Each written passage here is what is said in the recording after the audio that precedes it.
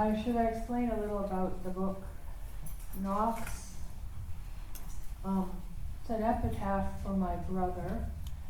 My brother ran away from home in 1979, and then in the year 2000 he suddenly phoned me from Copenhagen, where he turned out to be living, and 2 weeks later he died. So the years between 79 and 2000 remain a bit of a mystery. However, after he died, I came to Copenhagen and met his widow and his dog and tried to make some sense of how he had lived. And then I made the book about him.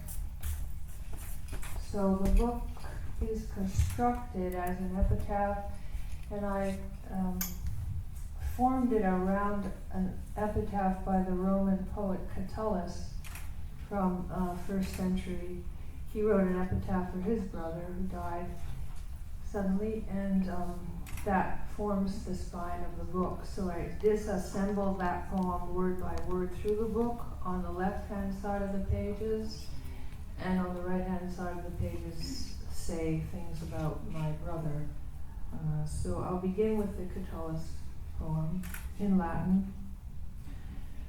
Multas pergentes et multa periquer vectus, ad venias miseras frater ad inferias, ut te postremo donare munera mortis, et mutam nequi qualoquerer cinerem. Quando quidem fortuna mihi tate abstulit ipsum, piu miser indigne frater adenta mihi. Nunc tamen interiaec prisco quae more parentum, tradita sunt tristi munera ad inferias. Accipe fraterno multum manantia fletu, aquim perpetuum frater ave aqua vale. 1.0.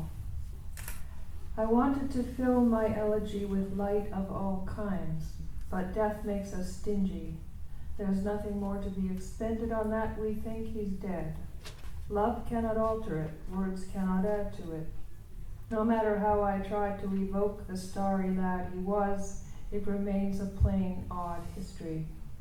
So I began to think about history. Per. Præposition med akkusativ.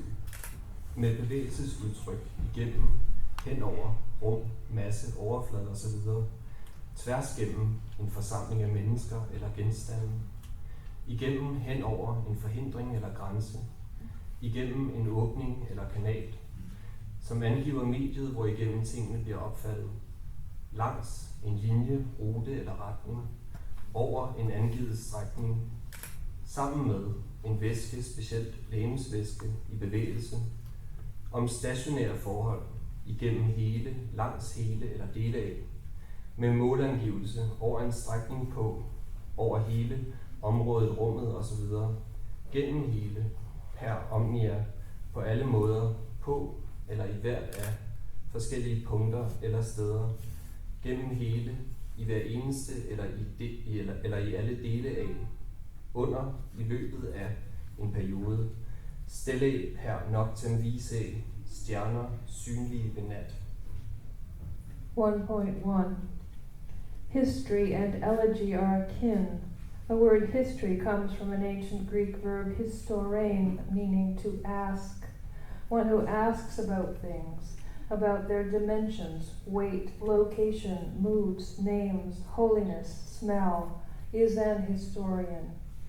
But the asking is not idle. It is when you are asking about something that you realize you yourself have survived it, and so must carry it, or fashion it into a thing that carries itself.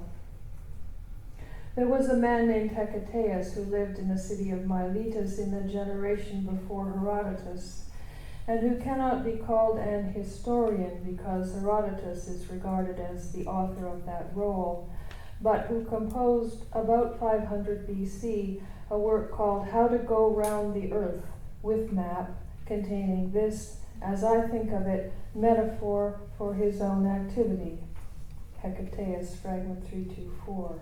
He makes out of myrrh an egg as big as he can carry. Then he tests it to see if he can carry it. After that he hollows out the egg and lays his father inside and plugs up the hollow. With father inside, the egg weighs the same as before. Having plugged it up, he carries the egg to Egypt, to the temple of the sun. Hecataeus is here describing the sacred phoenix which lived in Arabia but came to Heliopolis in Egypt once every 500 years to bury a father there. The phoenix mourns by shaping, weighing, testing, hollowing, plugging, and carrying towards the light. He seems to take a clear view of necessity, and in the shadows that flash over him as he makes his way from Arabia to Egypt, maybe he comes to see the immensity of the mechanism in which he is caught, the immense fragility of his own flying, composed as it is of these ceaselessly passing shadows carried backward by the very motion that devours them, his motion, his asking.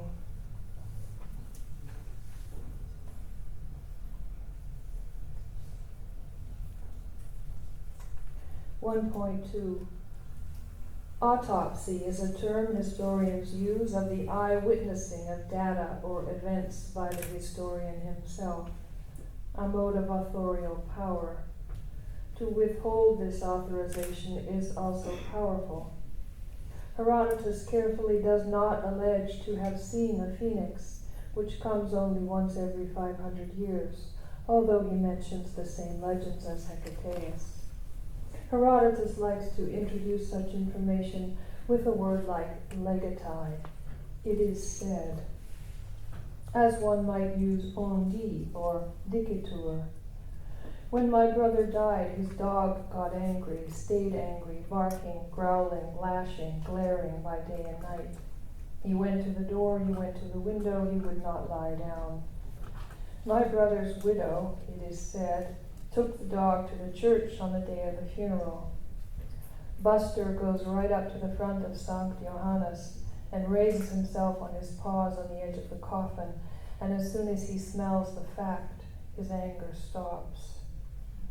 To be nothing, is that not, after all, the most satisfactory fact in the whole world? Asks a dog in a novel I read once. I wonder what the smell of nothing is. Smell of autopsy. 1.3. Herodotus is an historian who trains you as you read. It is a process of asking, searching, collecting, doubting, striving, testing, blaming, and above all, standing amazed at the strange things humans do. Now, by far the strangest thing that humans do, he is firm on this, is history, this asking. For often it produces no clear or helpful account. In fact, people are satisfied with the most bizarre forms of answering. For example, the Scythians, who, when Herodotus endeavors to find out from them the size of the Scythian population, point to a bowl that stands at Examphius.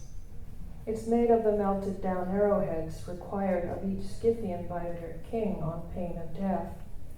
Herodotus describes the bowl. What else can he do? He says, 6 times as big as the one set up by Pausanias at the entrance to the Black Sea. For anyone who hasn't seen that, I'll say this. You could easily pour 600 amphoras into the Scythian bowl, and the metal has a thickness of 6 fingers. Herodotus tells us that the king made this bowl in order to leave behind a memory or monument of the number. The number itself, who knows? History can be at once concrete and indecipherable. Historian can be a story dog that roams around Asia Minor, collecting bits of muteness like burrs in its hide. Note that the word mute, from Latin mutus and Greek muein, is regarded by linguists as an onomatopoeic formation referring not to silence, but to a certain fundamental opacity of human being, which likes to show the truth by allowing it to be seen hiding. in cigarette smoke-soaked Copenhagen, under a wide, thin, sorrowful sky, as swans drift down the water. I am looking a long time into the muteness of my brother. It resists me. He refuses to be cooked, a modern historian might say, in my transactional order. To put this another way, there is something that facts lack. Overtakelessness is a word told me by a philosopher once, that which cannot be got round, cannot be avoided or seen to the back of, and about which one collects facts. It remains beyond them. 2.2. My brother ran away in 1978 rather than go to jail. He wandered in Europe and India, seeking something, and sent us postcards or a Christmas gift, no return address. He was traveling on a false passport and living under other people's names. This isn't hard to arrange, it is irremediable. I don't know how he made his decisions in those days. The postcards were laconic. He wrote only one letter to my mother. That winter the girl died. 3.1. My brother dies in Copenhagen in the year 2000, a surprise to me. 3.2. I go to Copenhagen. My brother's widow gives me some old diaries she found from his wandering years, filled with photographs that he developed himself in hotel rooms of Hyderabad, Bangalore, Amsterdam, Kathmandu, Paris, of the girl who died, usually naked except for some jewelry, a blonde, delighted girl. She was the love of his life, his widow says calmly.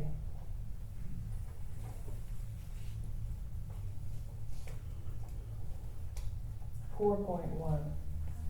My brother did not marry the blonde, delighted girl. He married two, that I know of, other women during those years, one of whom divorced him, the other is now his widow. It confuses me, the times overlap. What matters is they each adored him, with his blue eyes and broken front tooth. Light of my life, as his widow now says, and oddly into me drops this expression my mother used also. I can see her standing at the kitchen sink scraping carrots. For years after he left, she would glance up every time a car came spinning along the road. Mutam. Mutus, muta, mutum, adjektiv. Om et dyr, som kun kan knurre uartikuleret. Som substantiv, umælende skabning. Om ytring, uartikuleret. Om personer, som mangler evnen til at tale. Stum, en stum person. Dea muta, en nymfe, som Jupiter gjorde stum for sin snaksalighed. Lara, mor til larerne. Om personer, at tie, være stille. Om dyr, som ikke skriger op. Om objekter, lydløse. Persona muta, en person, der ikke har replikker på scenen. Midlertidigt frarøvet evnen til tale. Målløs, påvirket af følelser. Om steder, hvor ingen tale eller andre lyde høres. Stille. Silentia muta noctis, nattens dybe tavshed. Om handlinger, ikke ledsaget af lyd, lydløse. Artes mutae, de tavse kunstarter, som ikke medfører berømmelse. Om ting, som ikke afgiver nogen information. Mutum dico, jeg siger ikke et ord. Tempus magis mutum aliteris. Der var en bedre grund til ikke at skrive. Om konsonant, som ikke kan udtales, isoleret, stum. 5.1. What he needed from me, I have no idea.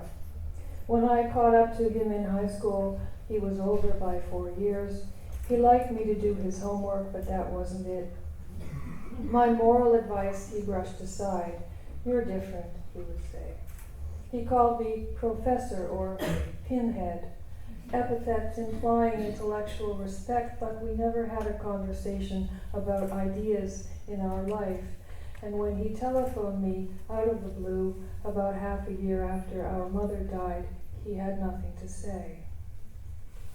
Mihi, ego, pronomen, jeg, mig eller mig selv. Telephone conversation, me, him. Me, mother is dead. Him, yes, I guess she is. Me, she had a lot of pain because of you. Him, yes, I guess she did. Me, why didn't you write? Him, well, it was hard for me. Me, are you sick? Him, no. Me, do you work? Him, yes. Me, are you happy? Him, no, oh no.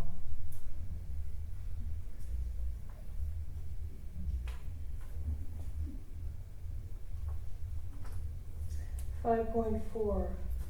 My brother's widow takes me to the church called St. Johannes, where the funeral was held 2 weeks ago. It is white and clean as an eggshell inside. I like cleanliness. My brother didn't care so much. When he came to stay with me in 1978, 2 weeks before he ran away, the apartment got dirty, cigarette butts everywhere, and at last I was glad he moved on. One morning he butted a cigarette in a frying pan on the stove, sunny side up.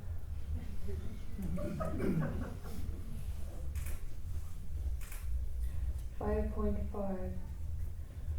What comes to me now as I kneel in a church in Copenhagen listening to long Danish gospels and letting the sheets of memory blow on the line is that both my parents were laid out in their coffins, years apart, accidentally, in bright yellow sweaters.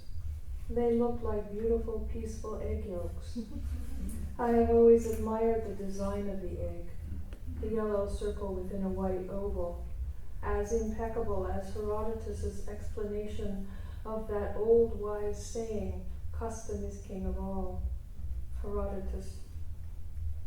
Darius summoned some Greeks and asked them for how much money they would be willing to eat their dead parents.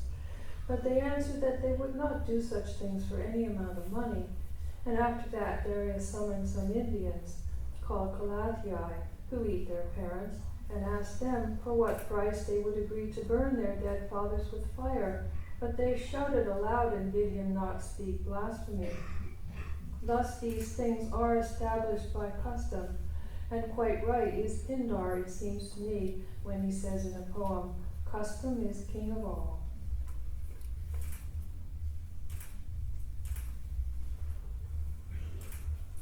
5.6. When my parents died, I chose not to eat but to burn them.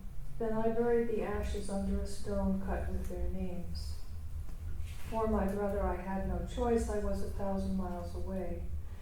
His widow says he wanted to be cast in the sea, so she did this. There is no stone, and as I say, he had changed his name. 6.1. When my brother died unexpectedly, his widow couldn't find a phone number for me among his papers until 2 weeks later. While I swept my porch and bought apples and sat by the window in the evening with the radio on, his death came wandering slowly towards me across the sea. Indigne, adverbium, uberettet, ufortjent, på uværdig vis, upassende, skamfuldt, beskæmmende osv. Indigne fætter, at være indigneret over, tale ilde op, fortørnet over, i forbindelse med amor, ikke gengældt, men nox, rødmende. 7.1. I want to explain about the Catullus poem. Catullus wrote poem 101 for his brother who died in the Troad. Nothing at all is known of the brother except his death. Catullus appears to have traveled from Verona to Asia Minor to stand at the grave. Perhaps he recited the elegy there. I have loved this poem since the first time I read it in high school Latin class, and I have tried to translate it a number of times. Nothing in English can capture the passionate, slow surface of a Roman elegy. No one, even in Latin, can approximate Catullan diction, which at its most sorrowful has an air of deep festivity. It's like one of those trees that turns all its leaves over silver in the wind. I never arrived at the translation I would have liked to do of Poem 101, but over the years of working at it, I came to think of translating as a room, not exactly an unknown room, where one gropes for the light switch. I guess it never ends. A brother never ends. I prowl him, he does not end.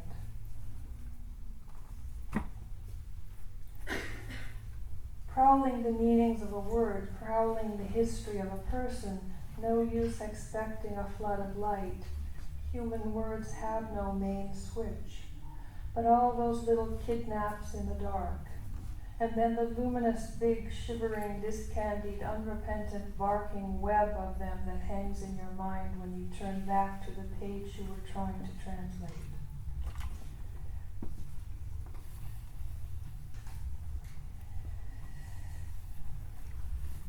What if you made a collection of lexical entries, as someone who was asked to come up with a number for the population of the Scythians might point to the bowl at Exampius? In one sense, it is a room I can never leave, perhaps dreadful for that.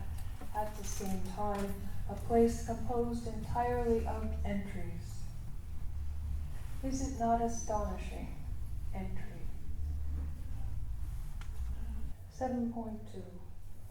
My brother's widow says she rented a boat and went up the coast to put his ashes in the sea at sunset near the castle of Elsinore. She threw sunflowers after. You know what they do, she asks me. They turn around on the water.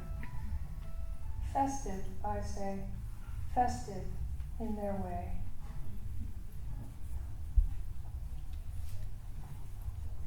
We will close with the Catullus poem, Catullus 101. Many the peoples, many the oceans I crossed, I arrive at these poor brother burials, so I could give you the last gift owed to death, and talk, why, with mute ash. Now that fortune tore you from me, you, oh poor wrongly brother, wrongly taken from me, now still anyway this, what a distant mood of parents handed down as the sad gift for burials. Accept, soaked with tears of a brother, and into forever, brother, farewell and farewell. Catullus 101. Mange de folk og mange de have, jeg krydsede. Jeg ankommer her til en ussel broder gravfærd, for at give dig den sidste gave, man er døden skyldig, og tale, hvorfor, med stum aske. Nu hvor skæbnen rev dig fra mig, du, urimeligt, stakkels broder, urimeligt taget fra mig. Tag nu alligevel, det forældrenes fjerne hulud tilbage som en trist gravfærdsgave imod dem. Gennemblødt af en brors tårer, og i evighed, broder, farvel og farvel. The end.